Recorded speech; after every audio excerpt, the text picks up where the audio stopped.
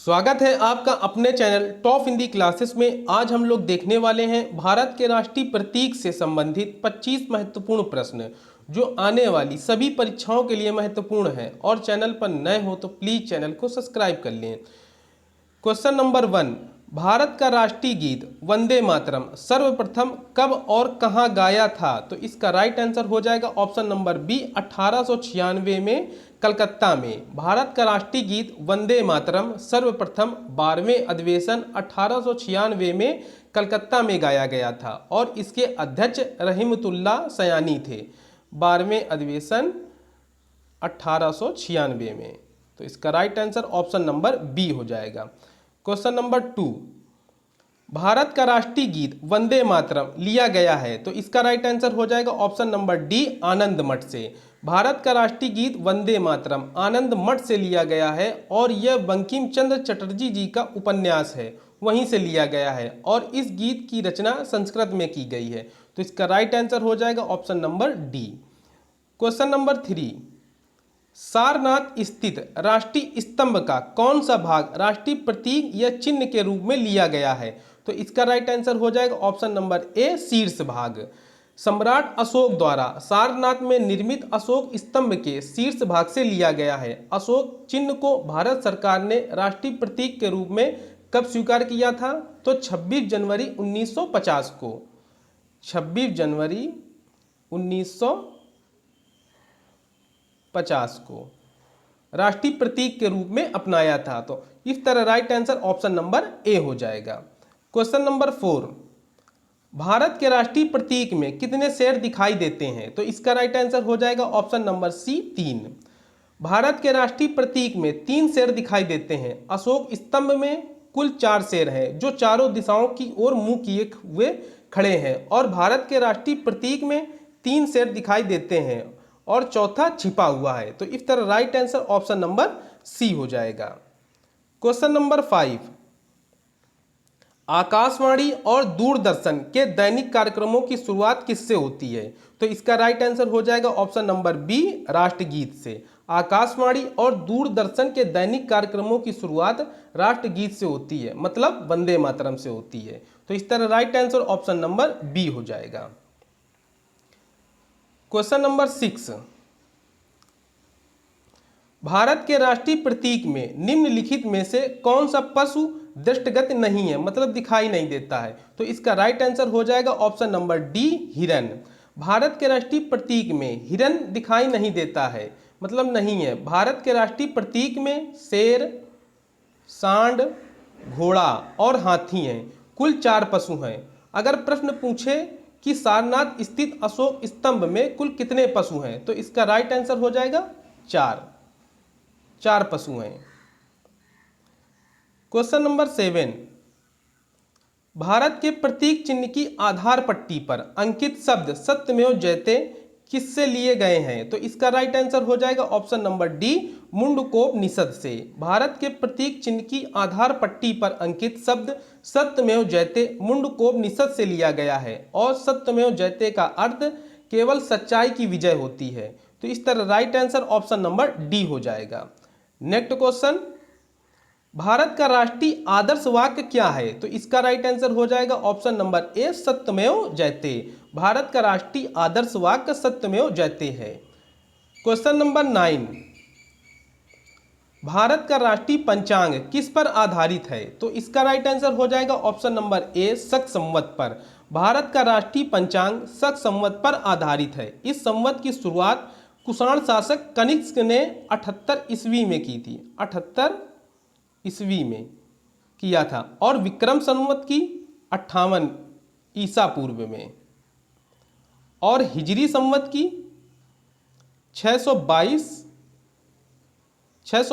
ईस्वी में प्रारंभ हुआ था। तो इस तरह right answer option number A हो जाएगा।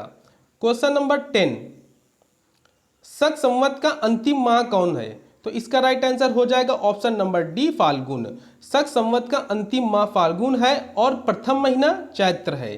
तो इस तरह right answer option number D हो जाएगा। नेक्स्ट क्वेश्चन, भारत के राष्ट्रीय ध्वज की लंबाई और चौड़ाई का अनुपात कितना है? तो इसका राइट आंसर हो जाएगा ऑप्शन नंबर बी 3:2। भारत के राष्ट्रीय ध्वज की लंबाई और चौड़ाई का अनुपात 3:2 है। नेक्स्ट क्वेश्चन,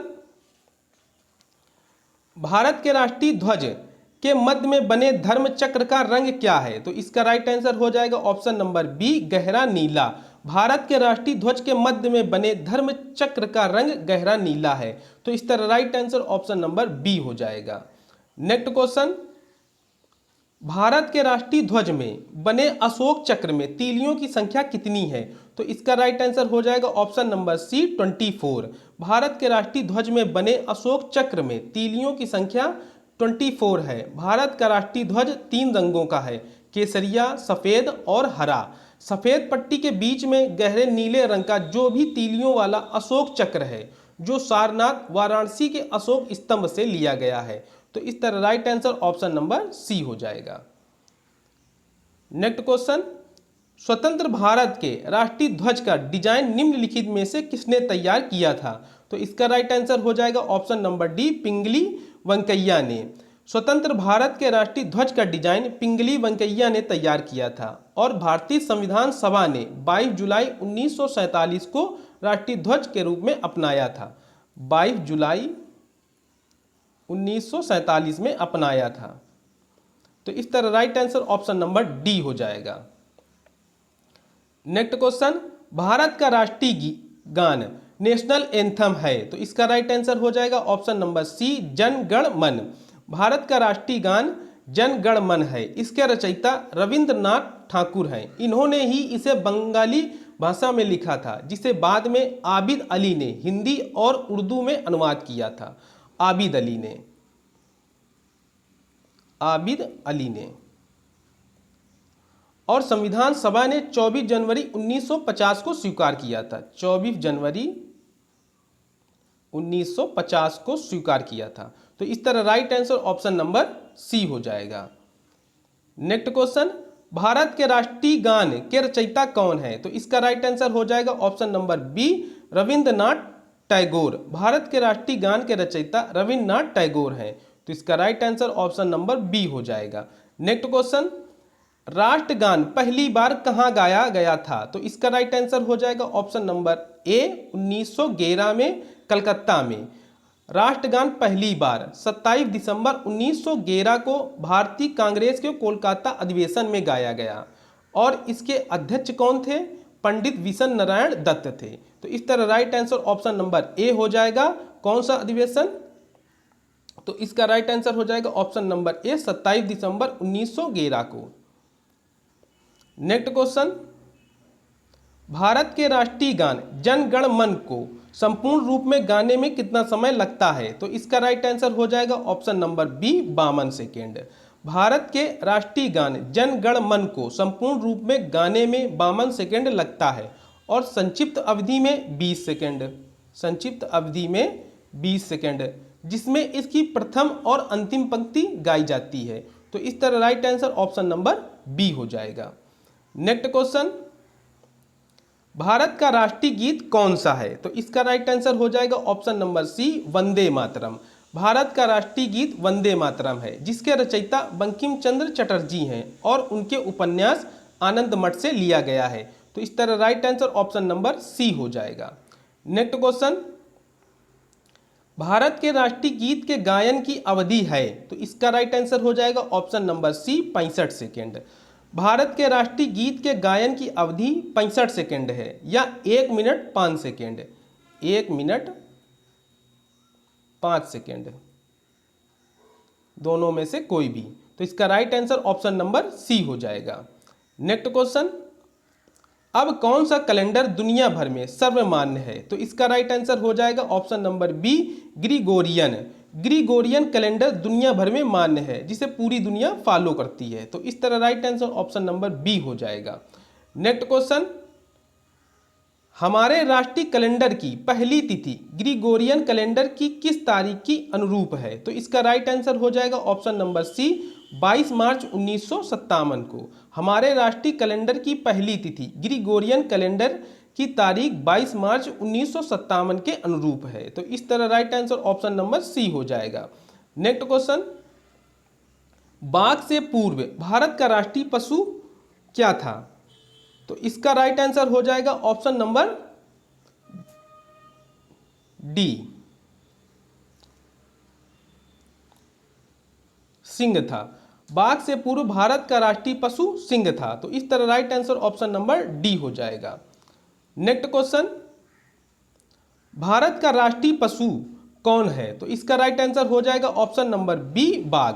भारत का राष्ट्रीय पशु बाघ है। इसका वैज्ञानिक नाम पैंथेरा टाइग्रिस लिन्नायस है। तो इस तरह right answer option number B हो जाएगा। नेक्स्ट क्वेश्चन, और ये वीडियो का लास्ट प्रश्न है, भारत का राष्ट्रीय पक्षी कौन सा है? तो इसका राइट आंसर हो जाएगा ऑप्शन नंबर सी, मोर। भारत का राष्ट्रीय पक्षी मोर है। इसका वैज्ञानिक नाम पावोकिस्टेटस है। तो इस तरह right answer option number C हो जाएगा। वीडियो अच्छा लगा हो तो प्लीज़ चैनल को सब्सक्राइब और लाइक कर लें। मिलते हैं नेक्स्ट वीडियो में। Thanks for watching.